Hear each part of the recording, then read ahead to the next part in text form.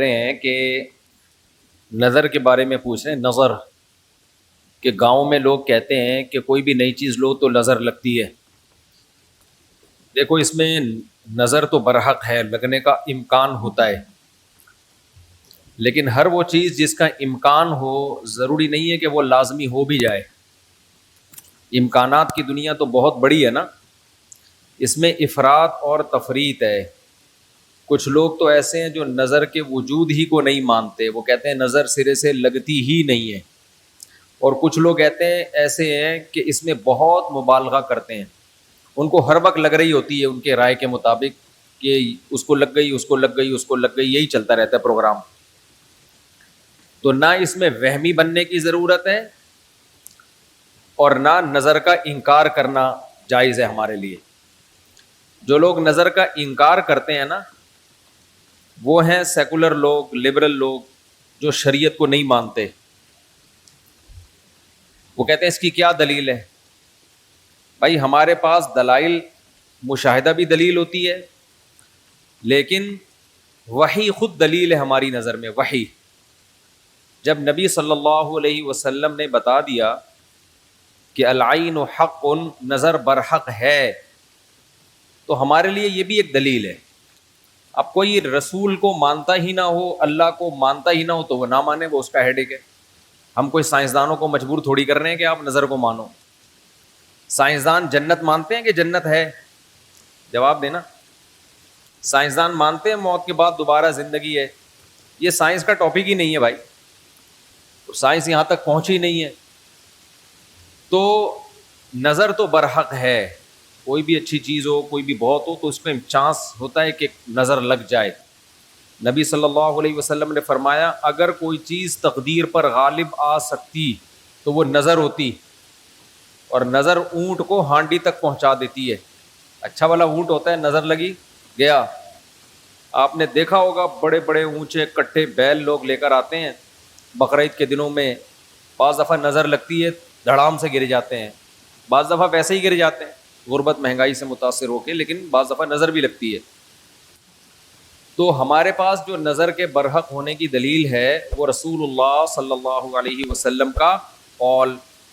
اسی وجہ سے یعقوب علیہ السلام نے جب اپنے بیٹوں کو مصر بھیجا تو خوب لمبے خوبصورت بیٹے تھے، تعداد میں بھی زیادہ تھے، تو ان سے کیا فرمایا؟ لا تدخلوا من باب واحد وادخلوا من ابواب متفرقہ.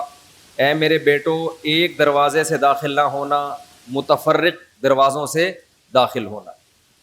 کیونکہ ایک ہی گیٹ سے جب جائیں گے نا، ایک باپ کے 11 بیٹے اتنے خوبصورت اور لمبے لمبے اور خوبصورت جوان، تو لوگ بولیں گے یار کیسا خوش قسمت باپ ہے جس کے 11 بیٹے ہیں.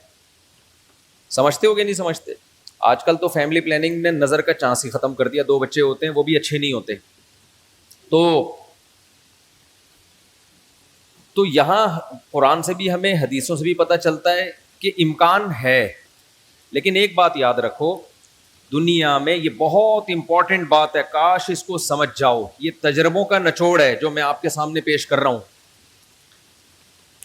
امکانات کی بیس پہ یقینی دعوے کرنا یہ تمام گمراہیوں کی بنیاد ہے. جادو کا بھی امکان ہوتا ہے، کسی پہ جادو ہو جائے، ہزاروں میں کسی ایک پہ، لیکن روحانی عامل کے پاس جب آپ جاؤ گے کہے گا آپ پہ بھی جادو، آپ پہ بھی جادو، آپ پہ بھی جادو، آپ پہ بھی جادو. جب آپ کرو گے نا کہ بھائی مجھ پہ جادو کیسے ہے، کہے گا کیا جادو برحق نہیں ہے؟ سمجھ میں آ رہی ہے بات؟ ڈاکٹر یہ بدماشی کبھی نہیں کرتا. آپ ڈاکٹر کے پاس جاؤ، آپ کے گردے میں پین ہو رہا ہے، وہ چیک کرے گا کہ گیس کا پین ہے یا پتھری کا پین ہے، کیونکہ ڈاکٹر اس کا علم ہے باقاعدہ. وہ کبھی یہ نہیں کہے گا کہ پتھری ہے بس تکا مار دیا. بھائی ڈاکٹر صاحب پتھری کا پین کیوں ہے؟ تو وہ جواب میں کہ کیا گردوں میں پتھری ہوتی نہیں ہے کیا؟ آپ بولو گے ہوتی تو ہے، میرے ہے یا نہیں ہے مجھے تو یہ تو بتاؤ. حالانکہ گردوں میں پتھری ہونے کا جتنا چانس ہے نا، جتنی پرسنٹیج 100 میں، جادو کی اس سے بھی کم ہے. ہزاروں میں کسی ایک پہ ہوتا ہے جادو. لیکن عاملوں کے پاس جب آپ جاؤ, یہاں الحمدللہ کچھ عامل ہیں جو میرے خلاف ایک فل پروپیگنڈا شروع کیا ہوا ہے. اتنی خوشی ہوتی ہے مجھے, میں آپ کو بتا نہیں سکتا, جب عامل میرے خلاف بولتے ہیں اتنی خوشی ہوتی ہے. اور میں کہتا ہوں کمبختو, تمہارے پاس جادو چڑیل جن بھوت, تم میرے خلاف بولتے کیوں, نقصان پہنچا دو یار. تو اس سے ان کا کمزور ہونا اور ثابت ہو جاتا ہے کہ یہ ان تلوں میں تیل نہیں ہے. خیر, میں نظر کے موضوع کو مکمل کروں کیونکہ روحانی عاملوں کی بات آتی ہے تو مجھے ان کے خلاف بولنے میں ایسا خون بڑھتا ہے میرا, ایک دم جوش میں آ جاتا ہوں. ایسا لگتا ہے کچھ نہیں بھی کھایا ہو پاور آ جاتی ہے باڈی میں. ان کے خلاف بولنے میں مزہ بہت آتا ہے. صرف مسجد کا تقدس ہے, باہر آؤ تو اس طرح نہیں بولوں گا, انگلش میں بھی گالیاں دوں گا, پنجابی میں بھی, اردو میں بھی. یہاں بڑے بڑے عامل ہیں جو بڑے پنپ رہے ہیں اور ہمارے بڑے بڑے مولانا جا کے نا ان کو پروموٹ کر رہے ہیں, بے شرموں کو, ان بے غیرتوں کو. خیر فی الحال اتنی گالی کافی ہے. تو اچھا, میں کیا کہہ رہا تھا یار, عاملوں کے ٹاپک آتا ہے تو اتنی خوشی ہوتی ہے. جی ہاں, نظر کی بات کر رہا تھا میں.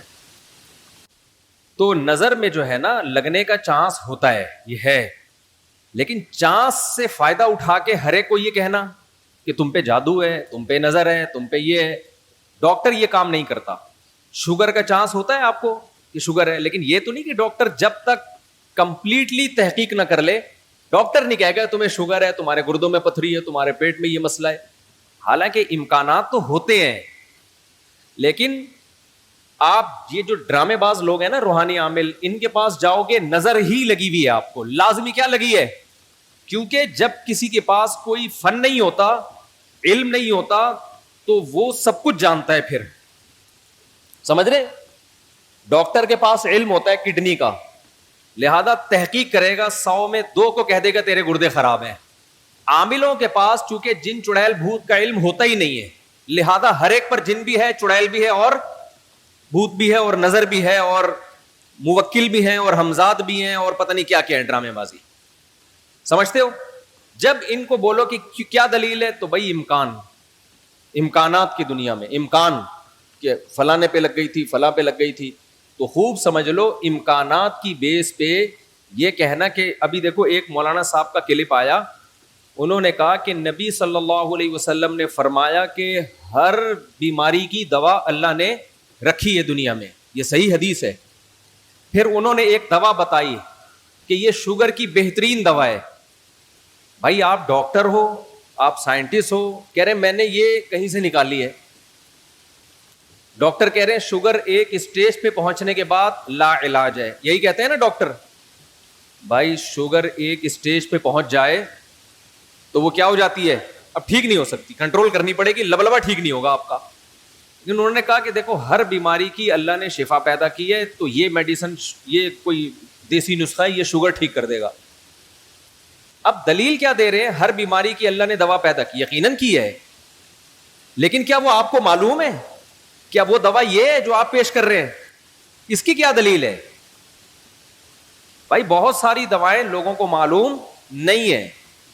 تو اب یہ سمجھیں کہ 2 انتہائی میں جلدی سے کمپلیٹ کروں اس موضوع کو, کہ نظر لگنے کا چانس ہوتا ہے, لیکن یہ نہیں ہے کہ جو بھی کوئی اچھی چیز ہوگی کچھ بھی ہو جائے اس کو نظر ہی لگی ہے.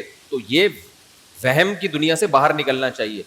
جو سیکولر لبرل لوگ ہیں جو نظر کا بالکل انکار کرتے ہیں, وہ کہتے ہیں فلاں فلاں پہ کیوں نظر نہیں لگی, وہ اتنے ہینڈسم, اتنے خوبصورت لوگ ہیں, فلاں کی آواز اتنی اچھی, ان پہ نظر کیوں نہیں لگی. تو اب اصول سمجھیں, نظر لگنے کے لیے علماء نے قاعدہ ضابطہ بیان کیا ہے, جو چیزیں مشہور ہوتی ہیں نا ان کو اکثر نظر نہیں لگتی.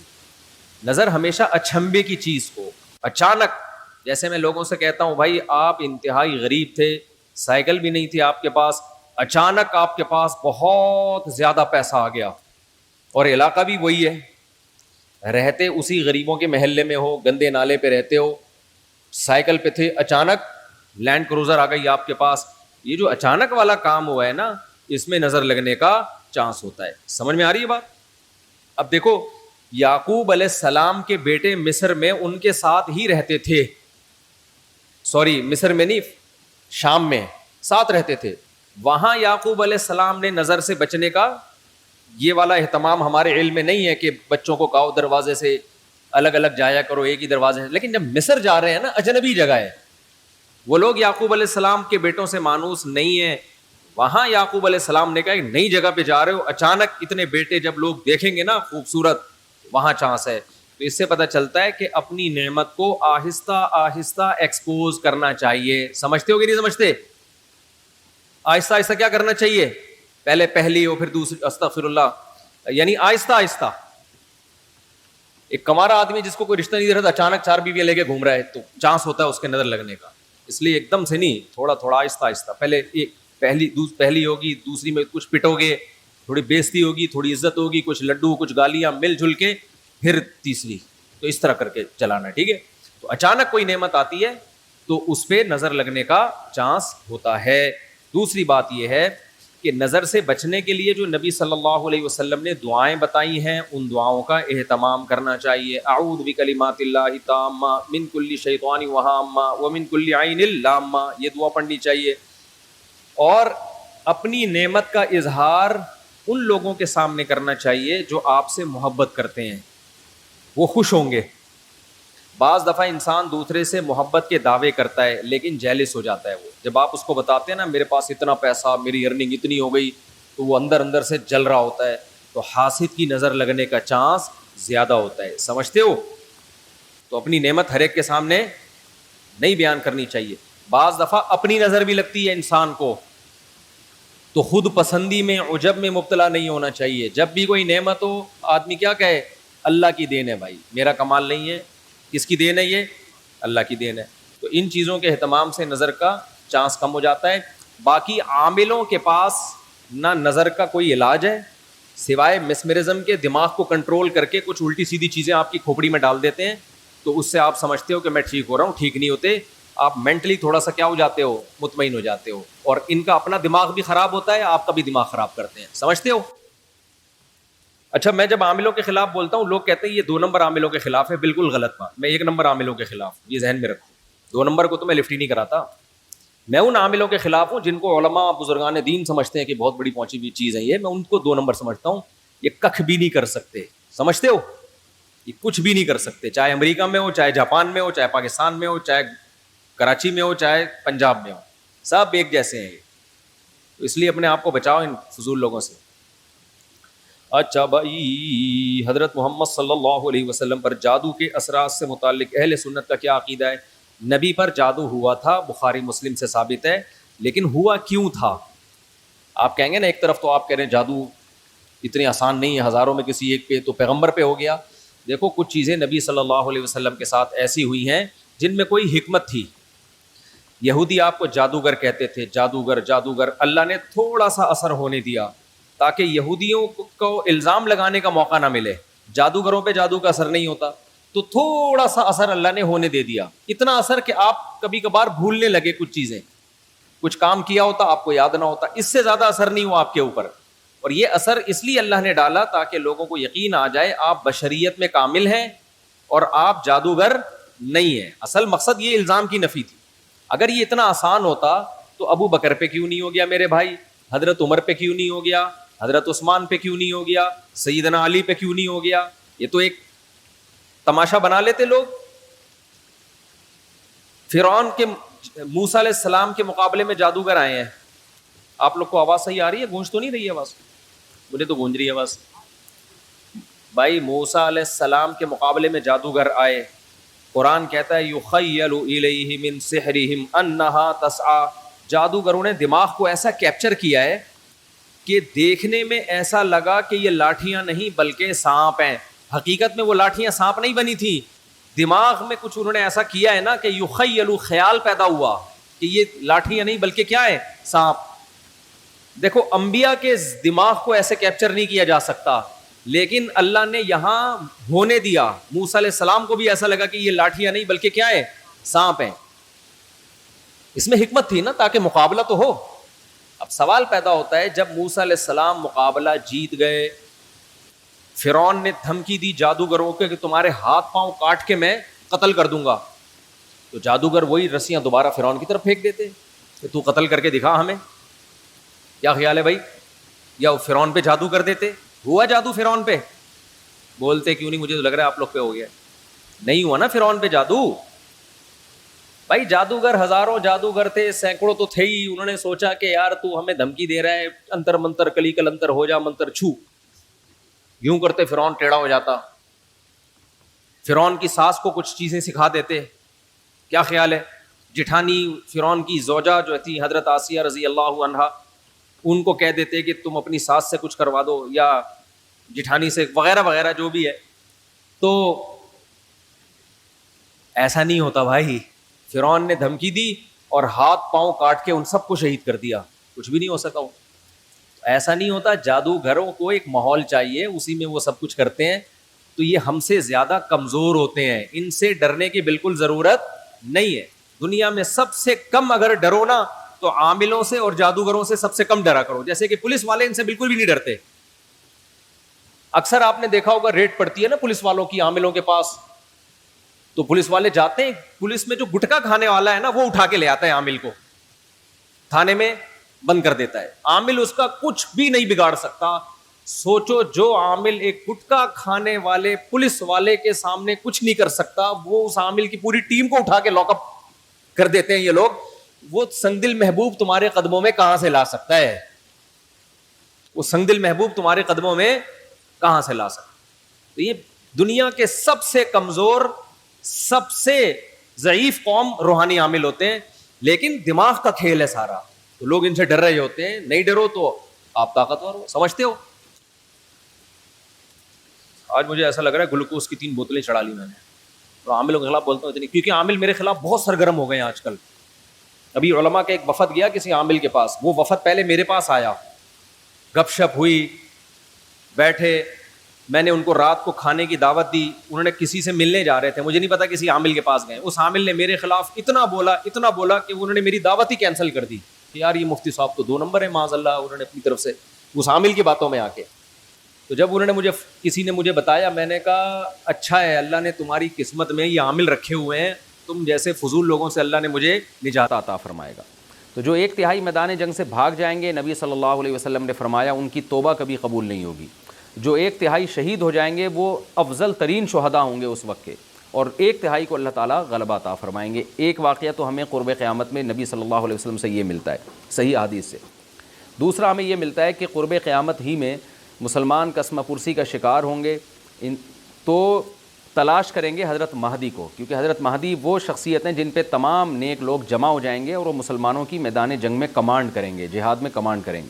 تو ان کو بیت اللہ میں تلاش کیا جائے گا. وہ رسول اللہ صلی اللہ علیہ وسلم کی اولاد میں ہوں گے, اور لوگ ان کو پہچان لیں گے, اہل اللہ پہچان کر ان کو اپنا امیر بنائیں گے, اور ان کی قیادت میں پھر لڑائی اور جہاد شروع ہوگا.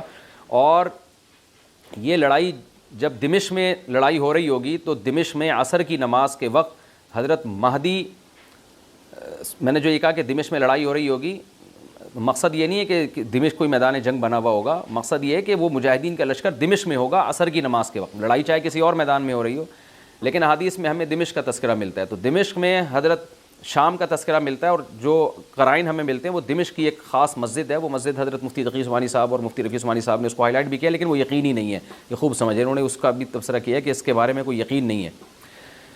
تو حضرت مہدی عصر کی نماز پڑھا رہے ہوں گے, لوگ امامت میں آپ کے پیچھے کھڑے ہوں گے, یہاں تک کہ مسجد کے مینار پر, آج بھی وہ مینار موجود ہے جس کے بارے میں غالب گمان ہے کہ یہ وہ مینار ہے جہاں حضرت عیسیٰ علیہ السلام نازل ہوں گے. غالب گمان کے درجے میں کہا جا سکتا ہے, ورنہ پھر اسی کے اڑوس پڑوس میں کوئی مسجد ہوگی. میرا اگر شام جانا ہوا تو انشاءاللہ میں ارادہ ہے کہ میں ولاگ میں اس مسجد کا بھی تذکرہ کروں گا, اس جگہ کا بھی تذکرہ کروں گا. لیکن میں پہلے یہ بات بتا دوں کہ وہ 100% یقینی نہیں ہے. ایسا نہ ہو کہ اس مسجد کے مینار پہ چڑھ کے لوگ جو ہے وہ اس کے کوئی مینار کو ہی چاٹنا شروع کر دیں تبرک کے طور پہ. تو عصر کی نماز کا ٹائم ہوگا, حضرت عیسیٰ ابن مریم علیہ الصلاۃ والسلام فرشتوں کے کندھوں پہ ہاتھ رکھ کے نیچے اتریں گے نماز کے ٹائم پہ, یعنی آسمان سے مینار تک آئیں گے, اور پھر مینار سے آپ کے لیے سیڑھیاں لگائی جائیں گی, سیڑھیوں کے ذریعے مینار سے نیچے اتریں گے, اور لوگ ان کو پہچان لیں گے. حضرت مہدی ان کو امامت کے لیے آگے کریں گے کہ آپ اللہ کے ایک پیغمبر ہیں, آپ نماز پڑھائیے. حضرت عیسیٰ علیہ السلام انہی کو آگے رکھیں گے, اور اس طرح کا مفہوم ہے حدیث میں کہ اللہ نے اس کام کے لیے آپ کو ہی منتخب کیا. کیا مطلب یہ امامت اس امت کا حق ہے. تو حضرت عیسیٰ ابن مریم علیہ الصلاۃ والسلام کا جو کام ہوگا وہ جہاد ہے, اور یہودیوں سے انتقام لینا, کیونکہ یہودیوں نے اپنے خیال میں حضرت عیسیٰ کو قتل کیا تھا, تو اللہ نے یہودیت ہی کے خاتمے کے لیے اور دجال کے خاتمے کے لیے عیسیٰ ابن مریم کو نازل کیا ہے. حضرت مہدی سے پہلے ہی دجال ظاہر ہو چکا ہوگا. دجال کے بارے میں حدیث میں آتا ہے کہ ہر پیغمبر نے اپنی امت کو دجال کے فتنے سے ڈرایا ہے. اچھا, یہ دجال ایک ایسی شخصیت ہے جس کا یہودی انتظار ہم سے زیادہ کر رہے ہیں، کیونکہ یہودی اس کو اپنے لیے نجات دہندہ سمجھتے ہیں، جبکہ حدیث میں آتا ہے کہ دجال کانا ہوگا اور اس کا خدائی کا دعویٰ ہوگا، اس کے پاس کچھ ایسی طاقتیں ہوں گی کہ مردے کو زندہ کر دے، زندہ کو مار دے، ایک طرف اس کے باغ ہوگا، ایک طرف اس کے آگ ہوگی، جو اس پر ایمان لائے گا اس کو باغ میں داخل کرے گا، اور جو اس پر ایمان نہیں لائے گا اس کو آگ میں داخل کرے گا۔ اور رسول اللہ صلی اللہ علیہ وسلم نے فرمایا اس کی جو آگ ہے حقیقت میں وہ جنت کا باغ ہوگا، اور اس کا جو باغ ہے حقیقت میں وہ جہنم کی آگ ہوگی۔ تو جو نبی کی باتوں پہ یقین کرتے ہیں وہ دجال کے فتنے سے محفوظ رہیں گے۔ اور حدیث میں سورہ کہف کی بھی تلاوت کا حکم ہے، جمعے کے دن جو کہف کی تلاوت کرتا ہے اللہ اس کو دجال کے فتنے سے محفوظ رکھتا ہے۔ اب آپ دیکھیں یہ سورہ کہف میں ہی قیامت کی علامات کا تذکرہ ہے نا، تو شاید اسی وجہ سے کیونکہ جو سورہ کہف پڑھتا رہے گا وہ یاجوج ماجوج کے واقعات بھی پڑھتا رہے گا اور اللہ کی قدرت کے واقعات بھی پڑھتا رہے گا، تو دجال کے فتنے سے اللہ اس کو اس برکت سے بچا کے رکھیں گے، فتنے سے محفوظ رکھیں گے۔ تو وہ ایسی طاقتیں دکھائے گا، بے وقوف لوگ اس پہ ایمان لے آئیں گے۔ حدیث میں آتا ہے کہ کانا کبھی بھی خدا نہیں ہو سکتا، نہیں اس کی تو ایک آنکھ ہوگی نہیں، لیکن بے وقوف لوگ اس کے یہ کچھ ظاہری کمالات دیکھیں گے، یہ نہیں دیکھیں گے کہ یہ تو شکل بھی اس کی اچھی نہیں ہے، یعنی خدا کم از کم جمال والا ہوتا ہے نا، یہ تو ہے بھی کانا، اور اس کے بڑا بڑا کافر بھی لکھا ہوا ہوگا واضح طور پر، جس سے پتہ چلے گا۔ لیکن احمق اور بیوقوف لوگ جیسے روحانی عاملوں کے کچھ شعبدے دیکھ کر ان پہ سے متاثر ہو جاتے ہیں نا، روحانی عاملوں کے شعبدے دیکھ کے، تو ایسے ہی دجال کے شعبدے دیکھ کے متاثر ہوں گے۔ تو بہت لوگوں کو، خلقت کو، بہت بڑی امت کو گمراہ کرے گا دجال، اہل اللہ کو اللہ تعالیٰ اس کے فتنے سے محفوظ رکھے گا۔ پھر حضرت عیسیٰ ابن مریم جب نازل ہوں گے تو وہ دجال کو قتل کریں گے۔ حدیث میں آتا ہے کہ نیزے کے ذریعے گھوڑے پہ بیٹھ کے قتل کریں گے۔ علماء نے اس حدیث کا دو مطلب بیان کیے ہیں کہ یا تو اس کا مطلب یہی ہے کہ واقعی گھوڑے پہ بیٹھیں گے، نیزہ استعمال کریں گے، اور زمین جو ہے وہ اتنی پہلے اس سے جنگیں ہو چکی ہوں گی کہ لوگ دوبارہ تلواروں گھوڑوں کی طرف آ جائیں گے۔ اس بات کا امکان ہے، ہر ملک ایٹمی طاقت بن چکا ہے، تو اگر یہ ایٹم بم سارے ملک آپس میں چلا دیں تو ہم دوبارہ گدھے گھوڑوں والی زندگی پر آ جائیں گے، ٹیکنالوجی ساری تباہ و برباد ہو جائے گی، انسان کی ترقی۔ تو اس بات کا بھی امکان ہے کہ کوئی اس سے پہلے ہو سکتا ہے کوئی ایسی جنگ عظیم ہو کہ انسانیت دوبارہ پہاڑوں پتھروں کے دور میں آ جائے۔ لیکن ظاہر یہ معلوم ہوتا ہے کہ رسول اللہ صلی اللہ علیہ وسلم نے جو کلام کیا ہے، ظاہر ہے اس دور کے لحاظ سے جو لوگوں کے جہاں تک جو لوگوں کی مینٹل اپروچ ہے وہاں تک، تو نبی صلی اللہ علیہ وسلم میزائل یا اور ٹینکوں کا تذکرہ کرتے تو کیا سمجھ میں آتا؟ تو گھوڑے سے مراد ہے جو اس زمانے کا گھوڑا ہوگا، اور نیزے سے مراد ہے اس زمانے کا جو اسلحہ ہوگا، کیونکہ نیزہ نبی کے دور کا ایک مناسب اسلحہ تھا اور گھوڑا نبی کے دور کی میدان جنگ کی ایک مناسب سواری تھی۔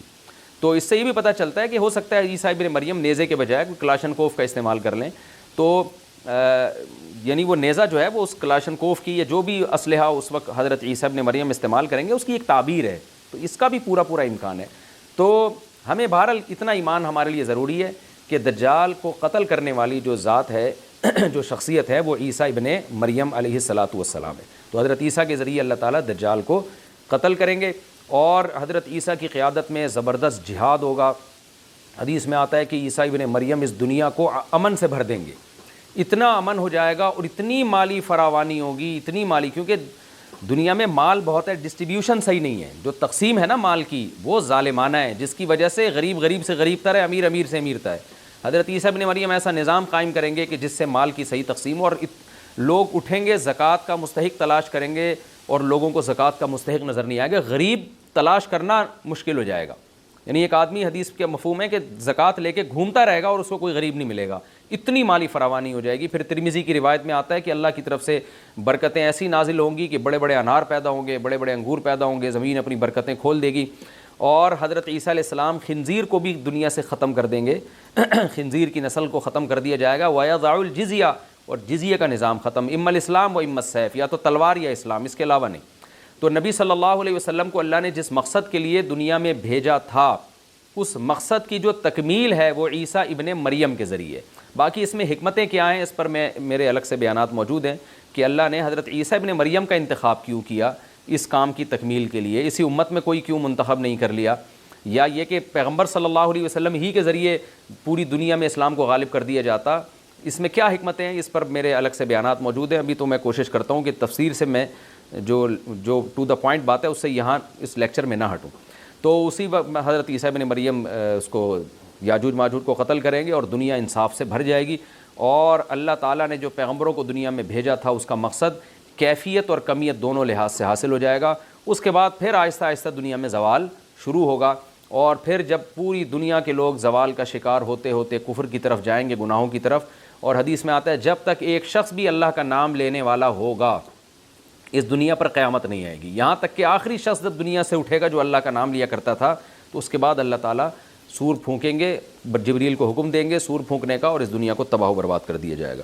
تو آگے قرآن کہتا ہے وَنُفِخَ فِي الصُّورِ، اور پھر سور میں پھونکا جائے گا، فَجَمَعْنَاهُمْ جَمْعًا، پھر ہم ان تمام انسانوں کو جمع کر دیں گے، وَعَرَضْنَا جَهَنَّمَ يَوْمَئِذٍ لِّلْكَافِرِينَ عَرْضًا، اور قیامت کے دن ہم جہنم کو یومئذ، جس دن ایسا ہوگا یعنی جس دن سور پھونکا جائے گا، یہ دوسرا سور مراد ہے، للکافرین عرضا، کافروں کے سامنے پیش کر دیں گے، الذین کانت اعینہم فی غطاء عن ذکری، یہ وہ لوگ ہیں جن کی آنکھیں میری یاد سے پردے میں پڑی ہوئی تھیں، یعنی میری یاد کی چیزیں ان کو نظر ہی نہیں آتی تھیں، غفلت میں پڑی ہوئی تھیں جن کی آنکھیں، وکانوا لا یستطیعون السمع، اور یہ سننے کی صلاحیت بھی نہیں رکھتے تھے، نہ حق بات سنتے تھے نہ حق دیکھتے تھے، بس اپنے خواہشات کی جو چیزیں ہیں وہ ان کو اچھی لگتی تھیں اور وہی ان کو سمجھ میں آتی تھیں۔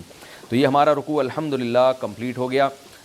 اس رکوع میں ہمیں بہت سارے اسباق ملتے ہیں، میں نمبر وار اس کو مختصراً بیان کر دیتا ہوں۔ پہلی بات تو یہ کہ دیکھیں اللہ تعالیٰ نے کیسے کیسے بادشاہ دنیا میں بھیجے ہیں اور کتنے پاورفل بادشاہ۔ حضرت ذوالقرنین کا نام ہی قرن والا، دو کناروں والا، زمین کے بہت بڑے حصے کو حضرت ذوالقرنین نے فتح کیا۔ اور اللہ کے نیک بندے کیسے اللہ کے راستے میں لڑتے رہے ہیں۔ تو یہ جو لوگ بیٹھ جاتے ہیں نا بس عبادت کرو اور لڑائی وڑائی اسلام میں ہے ہی نہیں، یہ دنیا میں کوئی بھی عقل مند اس نظریے کا حامی نہیں ہوگا۔ تو طاقت اور قوت کی اسلام میں بہت زیادہ اہمیت ہے۔ اس سے ہمیں یہ بھی پتہ چلتا ہے کہ اپنے ملک کی، خاص طور پر اسلامی ملک کی جو فوجی قوتیں ہیں، جو فوجی طاقتیں ہیں، ان کی ہمیں قدر کرنی چاہیے، کیونکہ اگر کوئی بھی ملک عسکری لحاظ سے کمزور ہو جائے، کیونکہ اللہ تعالیٰ تو جو عسکری لحاظ سے طاقتور قومیں تھیں اللہ نے ان کا کتنا تذکرہ کیا، ہاں وہ اللہ کے باغی نہ ہوں۔ تو اسلامی ملک میں کوئی بھی اسلامی کنٹری ہے، چاہے سعودی عرب ہے، چاہے پاکستان ہے، چاہے ترکی ہے، کوئی بھی اسلامی کنٹری ہے، اس کی فوج کی قدر کرنی چاہیے، کیونکہ اسی کی وجہ سے ملک کا بارڈر محفوظ ہوتا ہے۔ اگر مسلمان عسکری لحاظ سے کمزور ہونا شروع ہو جائیں تو کافر ہمیں گاجر مولی کی طرح کاٹنا شروع کر دیں، اسلام دشمن قوتیں ہمیں کھا جائیں، ختم کر دیں ہمیں کھا کے۔ تو نیک قوتوں کو اپنی بقا کے لیے ہمیشہ سے ایک اسلحے کی اور طاقت کی ضرورت رہتی ہے، اس کی اہمیت اسلام میں بہت زیادہ ہے۔ موسیٰ علیہ الصلوۃ والسلام کے بعد کتنے بڑے بڑے جنگی کمانڈر پیدا ہوئے، ذوالقرنین کا اللہ نے کیسا تذکرہ کیا۔ ذوالقرنین کی عبادت کا کہیں بھی تذکرہ نہیں، حالانکہ وہ بڑے عبادت گزار بھی تھے۔ داؤد علیہ السلام کی عبادت کا تذکرہ بھی ہے، ان کی تلوار اور طاقت کا تذکرہ بھی ہے۔ تو اللہ تعالیٰ جہاں عبادت کا تذکرہ کرتے ہیں تو طاقت اور قوت کا بھی تذکرہ کرتے ہیں، اس سے عسکری لحاظ سے اپنے آپ کو مضبوط کرنے کی اہمیت کا ہمیں پتہ چلتا ہے کہ اسلام میں اس کی بڑی اہمیت ہے۔ تو کسی بھی اسلامی ملک کی فوج کا مورال کسی بھی لحاظ سے ڈاؤن نہیں ہونا چاہیے، اور عسکری لحاظ سے وہ کسی بھی لحاظ سے کمزور نہیں ہونی چاہیے، اور اس کو چاہیے کہ اعدوا لهم ما استطعتم من قوہ پر عمل کرے، کہ قرآن کہہ رہا ہے روز بروز اپنی طاقت اور قوت میں اضافہ کرنے کی کوشش کرو۔ اس سے مسلم قوم کو کبھی بھی غافل نہیں ہونا چاہیے، اور کوئی بھی ایسا کام جس سے مسلمان قوتیں اور طاقتیں کمزور ہونا شروع ہو جائیں، اس کام سے ہمیں بچنا چاہیے۔ دوسری بات ہمیں یہ پتہ چلی کہ اللہ تعالیٰ نے اہل اسلام کے ذمے پوری دنیا کی ذمہ داری لگائی ہے، کسی ایک ملک کی نہیں۔ جتنے بھی پیغمبر آئے ہیں جب وہ دنیا فتح کرنا شروع کی ہے تو کہیں رکے نہیں ہیں وہ کہ بھئی یہاں تک، اس سے آگے نہیں جانا۔ ان کی صلاحیت ہی ختم ہو گئی ہو، وسائل ہی ختم ہو گئے ہوں تو الگ بات ہے۔ تو پوری دنیا ہے جس میں اللہ کے دین کو غالب کرنا ہے۔ اب اس کا طریقہ کیا ہوگا؟ ظاہر ہے جو جس زمانے میں سوٹیبل طریقہ ہو وہ اختیار کیا جائے گا۔ تو حضرت ذوالقرنین پہلے انتہائی مشرق کی طرف گئے ہیں، جہاں سورج نکلتا ہے تو وہاں سے جہاں سے آبادی شروع ہو رہی ہے، اور ان کا خیال تھا کہ اب آگے آبادی نہیں ہے، تو پھر جا کے اسٹاپ کیا ہے۔ مغرب میں بھی ایسے ہی، شمال میں بھی ایسے ہی۔ تو ہمیں جب دیکھتے ہیں کہ جب صحابہ کرام نے دنیا فتح کرنا شروع کی ہے تو ہمیں مسلمان کمانڈروں میں بھی ایسے واقعات ملتے ہیں کہ وہ علاقے فتح کرتے کرتے سمندر کے کنارے پہنچے، اور انہوں نے سمندر کو دیکھ کے کہا کہ تیرے آگے بھی آبادی ہوتی نا تو ہم اللہ کا کلمہ وہاں بھی بلند کرتے۔ تو یہ دور تھا مسلمانوں کا، اور یہ عیسیٰ ابن مریم دوبارہ پھر وہی کریں گے، پوری دنیا کو فتح کریں گے۔ تو حضرت ذوالقرنین کے اس واقعے سے پتہ چلتا ہے کہ پوری دنیا کی ذمہ داری اللہ نے ہمیشہ سے اہل اللہ پہ لگائی ہے، اور وہ پوری دنیا میں اللہ کے دین کو غالب کرنے کی کوشش میں ہمیشہ سے لگے رہے ہیں۔ تیسری بات ہمیں پتہ چلتی ہے کہ اسباب اور وسائل کی اہمیت۔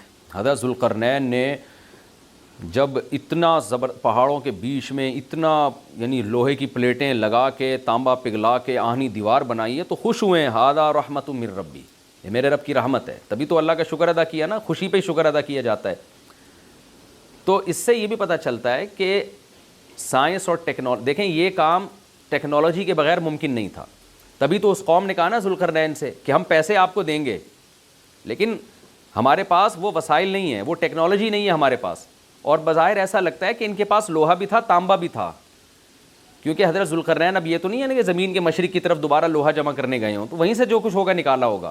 تو وسائل اس قوم کے پاس تھے، ٹیکنالوجی نہیں تھی کہ اس لوہے کو اور اس تانبے کو پگھلا کے دونوں پہاڑوں کے بیچ میں پلیٹیں کیسے بنانی ہیں اور ان کو کیسے ان کے بیچ میں تانبا کر کے کہانی دیوار بنائی ہے، یہ ٹیکنالوجی ان کے پاس نہیں تھی۔ تو اس سے ہمیں ٹیکنالوجی کی ویلیو کا بھی پتہ چلتا ہے۔ آج مسلمان اس میں بھی بہت پیچھے چلے جا رہے ہیں اور اس کو مذہب سمجھنا شروع کر دیا ہے، یہ بات بھی غلط ہے۔ حضرت ذوالقرنین نے اتنی طاقت اور قوت کا استعمال کیا اور اتنے زبردست طریقے سے اس وقت جو بھی اس سوٹیبل ٹیکنالوجی تھی اس کا استعمال کر کے دو پہاڑوں کے بیچ کے راستے کو بند کر دیا اور اس پہ خوشی منائی حضرت ذوالقرنین نے۔ یہ نہیں کہا کہ بھئی اس سے کچھ بھی نہیں ہوتا، اصل میں تو بس انسان کو چاہیے کہ وہ اللہ اللہ کیا کرے بیٹھ کے، اور یہ کیا اللہ سے بس مدد مانگو، اللہ ہی۔ یاجوج ماجوج کے بارے میں ان کو کہہ دیتے ذوالقرنین کہ تم سب رات کو تہجد میں اٹھ کے دعائیں مانگو، اللہ یاجوج ماجوج سے تمہیں بچا لے گا۔